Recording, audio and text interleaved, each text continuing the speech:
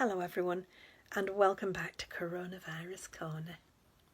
I'm a bit late recording tonight because I went for a walk with Eric and Maureen and the heavens opened and we got completely drenched and I had to have a hot bath when I got home to warm me up. Sharon said her heating clicked on the other night. It is very autumnal, isn't it? Everything shifted back a fortnight apparently. Maureen said, did that mean we'd be having bonfire night in October? And Eric said yes.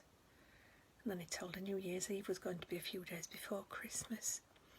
And her little eyes were almost rolling in the sockets as she tried to work it out.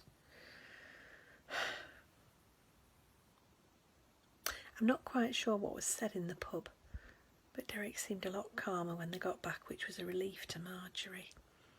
She said he said something about realising he wasn't cut out to share a loo in the morning, which she said was a laugh because he wasn't sharing one at the moment. Still, he seemed happy, so that was good. Meanwhile, old Patrick and George were getting on like a house on fire. They went on a roller coaster one day. I was a bit worried about old Patrick, but he said it was marvellous apart from almost losing his teeth when he screamed. And Maureen said it sounded very scary. Patrick said, "Oh, that was before we set off, love." And he winked at George and they both went off into peals of laughter.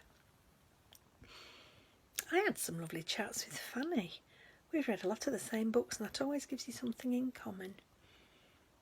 I once went on a date with a chap who asked me if I'd got any hobbies. And I said, yes, reading. And he said, "Oh, do you mean books?" Which threw me a bit. So I asked him if he'd got any hobbies. And he gazed into the distance and a little smile played on his lips. And he said, "Cheese."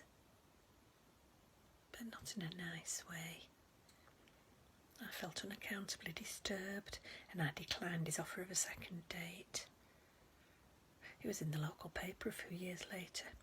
He'd been rushed to hospital after what the reporter described as being found in a compromising situation with an Edam cheese. I'm still not sure what that meant. Anyway, I digress.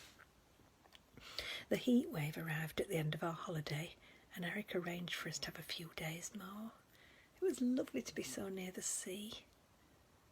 I mean, we are here, but it's not a very nice beach unless you like hot dogs. There are plenty of those, and of course the candy floss stall. But it's not one of those big, wide beaches that make you feel like they've got room for every idea you've ever had.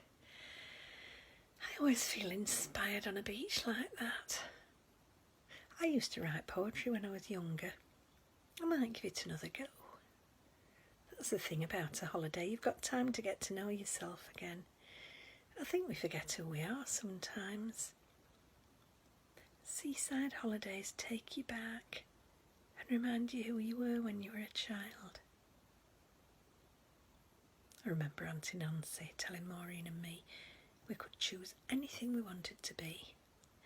She said, "I'm not promising all your dreams will come true, but if you never dream them at all, they certainly won't." She was right. My dreams of children and grandchildren never came true, but we don't get everything we want in life. And I sometimes remind myself some people long to be free and single. Today's sensible tip is, learn to be glad for other people. Envy gives you nasty wrinkles when you're older. You take care, stay safe, and I'll see you tomorrow. Bye-bye.